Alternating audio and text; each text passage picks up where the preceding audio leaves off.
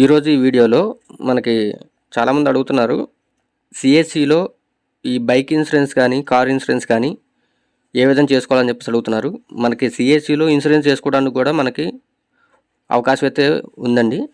అది ఏ విధంగా చేసుకోవాలి, దానికి కావాల్సిన క్వాలిఫికేషన్ ఏముంటుంది అనేది మొత్తం మీకు ఈ వీడియోలో ఎక్స్ప్లెయిన్ చేయడం జరుగుతుంది. వీడియో మాత్రం ఎక్కడ స్కిప్ చేయకుండా లాస్ట్ వరకు అయితే చూడండి. మనకి సిఎస్సిలో ఈ బైక్ ఇన్సూరెన్స్ కానీ కార్ ఇన్సూరెన్స్ కానీ కమర్షియల్ వెహికల్స్కి కానీ ఇన్సూరెన్స్ అనేది మనం చేయాలి అనుకుంటే ముందుగా మనకి దీంట్లో విఎల్ఈ ర్యాప్ ఎగ్జామ్ అనేది రాయాల్సి ఉంటుంది. ఓకేనా. ఈ విఎల్ఈ ర్యాప్ ఎగ్జామ్ అనేది రాసి మనం దాంట్లో క్వాలిఫై అవుతేనే మనం ఈ ఇన్సూరెన్స్లు అనేది చేయడానికి మనకి ఆప్షన్ అనేది ఎనేబుల్ చేయడం అనేది జరుగుతుంది. ఈ ఎగ్జామ్ వచ్చి టోటల్లీ వెబ్ క్యామ్ ముందు కూర్చొని ఆన్లైన్లో రాయాల్సి ఉంటుంది. అంటే ఇప్పుడు మనకి సిస్టంలో కానీ లేదంటే మన ల్యాప్టాప్లో కానీ ఈ ఎగ్జామ్కి అనేది అప్లై చేసుకున్న తర్వాత మనం వెబ్ క్యామ్ ముందు కూర్చొని ఎగ్జామ్ అయితే రాయాల్సి ఉంటుంది. ఆ ఎగ్జామ్ అనేది మనం కంప్లీట్ చేసి దాంట్లో పాస్ అవుతేనే మనకి ఇన్సూరెన్స్ సర్టిఫికేట్ అనేది మనకి ప్రొవైడ్ చేయడం జరుగుతుంది. మీకు ఇన్సూరెన్స్ సర్వీస్ కూడా మీకు యాక్టివ్ చేయడం జరుగుతుంది. ఓకేనా. మీకు ఇంకో డౌట్ కూడా రావచ్చు, సార్ మనం బయట కూడా ఈ ఫోన్పే వాటిల్లో కూడా చేసుకోవచ్చు కదా అని చెప్పేసి అడుగుతారు. కానీ మనకి బయట చేసుకుంటే కమిషన్ అనేది ఉండదండి. అదే మనం సిఎస్సి ద్వారా ఈ ఇన్సూరెన్స్లు అనేది మనం చేసామంటే మనకి ప్రతి ఒక్క ఇన్సూరెన్స్కి కమిషన్ అనేది ఉంటుంది. ఓకేనా. మీకు అది కూడా చూపిస్తాను, కమిషన్ కూడా ఏ విధంగా ఉంటుందో కూడా. ఓకేనా. అదేవిధంగా మనకి ఇన్సూరెన్స్లు మనం బైక్ ఇన్సూరెన్స్లు ఇవే కాకుండా హెల్త్ ఇన్సూరెన్స్లు లైఫ్ ఇన్సూరెన్స్లు కూడా చేసుకోవచ్చు మనం దీంట్లో. ఓకేనా. దీంట్లో లిమిటెడ్ కంపెనీస్ కదండి, అన్లిమిటెడ్ కంపెనీస్ ఎస్బీఐ కానీ బజాజ్ కానీ చోలా కానీ మనకి చాలా కంపెనీస్ అనేది దీంట్లో మనకి ఇవ్వడం జరిగింది. ఓకేనా. మీకు ప్రతి ఒక్కటి ఒక డెమో కూడా మీకు చూపిస్తాను. ఒక థర్డ్ పార్టీ బైక్ ఇన్సూరెన్స్ అనేది ఏ విధంగా చేయాలో కూడా మీకు చూపిస్తాను ఒక లైవ్లో. ఓకేనా. వీడియో మాత్రం అక్కడ స్కిప్ చేయకుండా లాస్ట్ వరకు అయితే చూడండి. మనం లేట్ చేయకుండా వీడియోలోకి వెళ్ళిపోదాం. కానీ వీడియోకి వెళ్ళే ముందుగా మీరు కనుక మన ఛానల్ కనుక ఫస్ట్ టైం కనుక చూస్తున్నట్లయితే ప్లీజ్ మన ఛానల్ సబ్స్క్రైబ్ చేసుకొని డైలీ అయితే ఫాలో అవ్వండి. అదేవిధంగా ఈ వీడియో కనుక మీకు నచ్చినట్లయితే కంపల్సరీ వీడియోకి మాత్రం ఒక లైక్ చేయడం మాత్రం మర్చిపోకండి. ఓకేనా. ఇంక మనం వీడియోలోకి వెళ్ళిపోదాం. సిఎస్సి లాగిన్ అనేది ఓపెన్ చేయగానే ఇక్కడ మీకు స్క్రోల్ చేసినట్లయితే ఇక్కడ ఇన్సూరెన్స్ అని చెప్పేసి ఉండడం జరుగుతుంది. మీరు ఒకసారి ఇక్కడ స్క్రోల్ చేసినట్లయితే ఇక్కడ మీకు చూడొచ్చు ఇన్సూరెన్స్ అని చెప్పేసి ఉంటుంది. దీని మీద క్లిక్ చేయండి. క్లిక్ చేయగానే ఇక్కడ మీకు నెంబర్ ఆఫ్ ఇక్కడ చూడొచ్చు హెల్త్ ఇన్సూరెన్స్ కానీ లైఫ్ ఇన్సూరెన్స్ కానీ మైక్రో ఇన్సూరెన్స్ కానీ మోటార్ ఇన్సూరెన్స్ కానీ మీకు ఇక్కడ మోటార్ థర్డ్ పార్టీ అని చెప్పేసి ఉంది కదా, ఈ మోటార్ థర్డ్ పార్టీ మీద క్లిక్ చేయండి. క్లిక్ చేసినట్లయితే ఇక్కడ మీకు నెంబర్ ఆఫ్ కంపెనీస్ అనేది ఇక్కడ మీకు డిస్ప్లే అవ్వడం జరుగుతుంది. ఓకేనా. ఇక్కడ మీకు చూసినట్లయితే మీకు డిఫాల్ట్గా మీకు ఎనేబుల్ చేసి ఉండవండి. మీకు ర్యాప్ ఎగ్జామ్ అనేది కంప్లీట్ చేసిన తర్వాత మీకు ఈ ఆప్షన్స్ అనేది ఎనేబుల్ చేసి అనేది ఇవ్వడం జరుగుతుంది. ఓకేనా. ఇక్కడ మీరు ఏదో ఒకటి కంపెనీ అనేది ఇక్కడ మీరు చూసి సెలెక్ట్ చేసుకోండి. ఇప్పుడు నేను వచ్చేసేసి ఇక్కడ మీకు గో డిజిట్ అని చెప్పేసి ఉంది కదా, నేను ఎక్కువ ఇదే సర్వీస్ అనేది యూజ్ చేస్తూ ఉంటాను. దీని మీద క్లిక్ చేసి ఇప్పుడు చూపిస్తాను మీకు. ఓకే. దీని మీద క్లిక్ చేయగానే మీకు డాష్ బోర్డ్ అనేది ఈ విధంగా అనేది ఓపెన్ అవ్వడం జరుగుతుంది. మనకి ఇక్కడ చూసినట్లయితే ఇక్కడ లాగిన్ అని చెప్పేసి ఉంది కదా డిజిటల్ సేవక్ అనేది, దీని మీద క్లిక్ చేయండి. క్లిక్ చేస్తే డైరెక్ట్గా మనకి డిజిటల్ సేవ నుంచి లాగిన్ అనేది అవ్వడం జరుగుతుంది. మనకి వన్స్ లాగిన్ అయిపోయిన తర్వాత డాష్ బోర్డ్ అనేది ఈ విధంగా రావడం జరుగుతుంది. ఇక్కడ మీకు స్టార్టింగ్ చూడొచ్చు మోటార్ ఇన్సూరెన్స్ అని చెప్పేసి ఉంది కదా, ఈ మోటార్ ఇన్సూరెన్స్ మీద క్లిక్ చేయండి.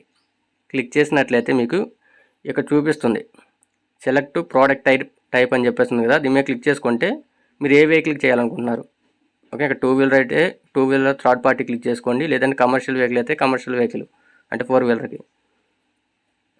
ఓకేనా. మీరు దేనికి చేస్తున్నారు ఇక్కడ సెలెక్ట్ చేసుకొని ఇక్కడికి మనకు పక్కన పాలసీ టర్న్ ఓవర్ దగ్గర 1 ఇయర్కా లేదంటే ఏదో ఇక్కడ సెలెక్ట్ చేసుకోండి.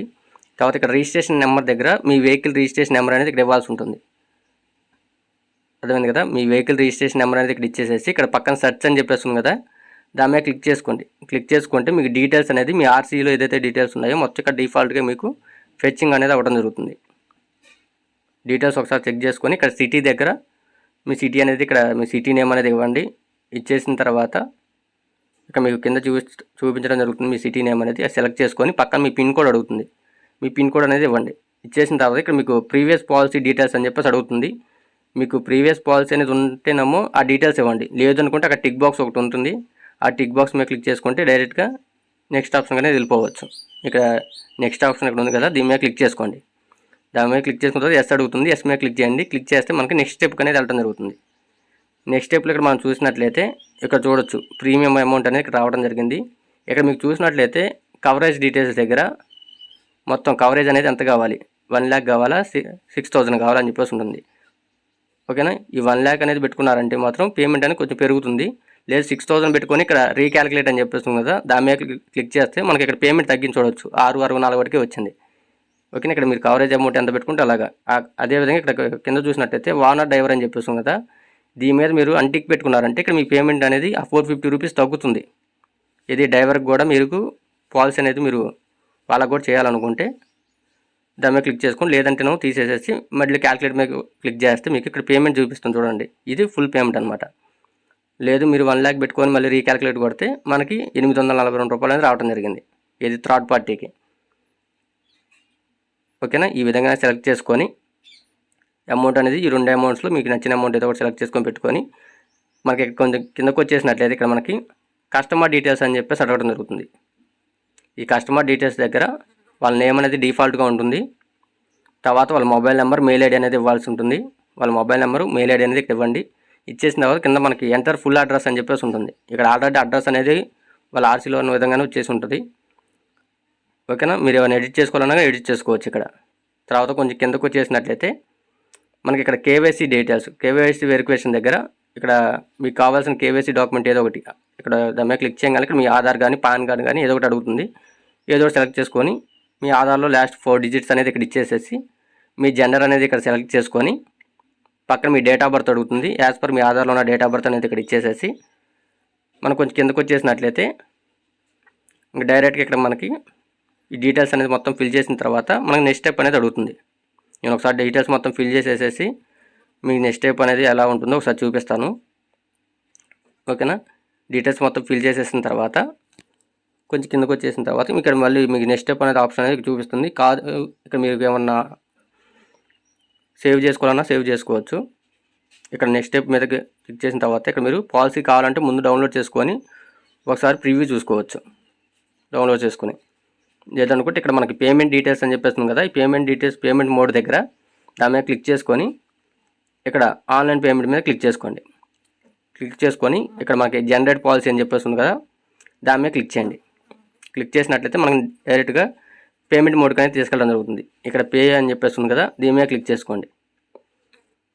క్లిక్ చేసుకుంటే మనకి నెక్స్ట్ పేమెంట్ ఆప్షన్ మన సిఎస్సి పాస్వర్డ్ అనేది ఇక్కడ ఇచ్చేసేసి ఇక్కడ వ్యాలిడేట్ మీద క్లిక్ చేయాల్సి ఉంటుంది. ఇక్కడ మనకి చూడవచ్చు ఇక్కడ మనకి అమౌంట్ అనేది పడేది మాత్రం 842, కానీ వ్యాలెట్ నుంచి కట్టేది మాత్రం 754 అంటే మనకు ఆ రిమైనింగ్ అమౌంట్ అనేది మనకు వచ్చే కమిషన్ అనమాట. మనకు కమిషన్ అనేది కట్ అయిపోయి రిమైనింగ్ అమౌంట్ అనేది మన వ్యాలెట్ నుంచి పే చేయాల్సి ఉంటుంది. ఓకేనా. ఈ విధంగా అనేది మనం ఇక్కడ మన పాస్వర్డ్ అది ఇచ్చేసేసి వ్యాలిడేట్ మీద కొట్టంగానే మనకి నెక్స్ట్ పాలసీ అనేది డౌన్లోడ్ అనేది అడగడం జరుగుతుంది. డైరెక్ట్గా పాలసీ కాపీ అనేది డౌన్లోడ్ చేసుకొని మనం అనేది యూజ్ చేసుకోవచ్చు. ఈ విధంగా అనేది మనం ఇన్సూరెన్స్ అనేది మనం సిఎస్సి ద్వారా ఈ విధంగా చేసుకోవచ్చు అండి. ఏ కంపెనీ అయినా కానీ ప్రాసెస్ అనేది ఇదే విధంగా ఉంటుంది. ఏమైనా డౌట్స్ ఏమైనా ఉంటే కింద కామెంట్ సెక్షన్లో కామెంట్ చేయండి. దానికి సంబంధించిన సపరేట్గా ఒక వీడియో చేయడానికి నేను ట్రై చేస్తానండి. అదే కాకుండా మీకు ఏమైనా సర్వీసెస్కి సంబంధించిన వీడియోస్ ఏమైనా కావాలన్నా కానీ కామెంట్ సెక్షన్లో కామెంట్ చేయండి. ఓకేనా.